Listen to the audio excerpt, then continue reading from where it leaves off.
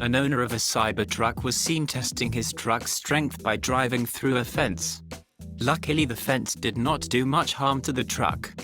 It really was a weak plastic fence. Those tend to break when you try to jump over them or lean or sit on them.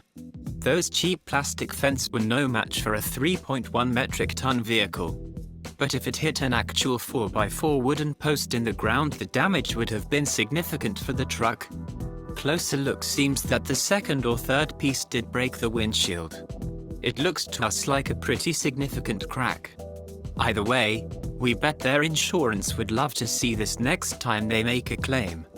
We have seen that after the launch of the truck, multiple people have tried to damage the truck by different means but were very unsuccessful. The monstrous steel beast was able to withstand everything thrown to it,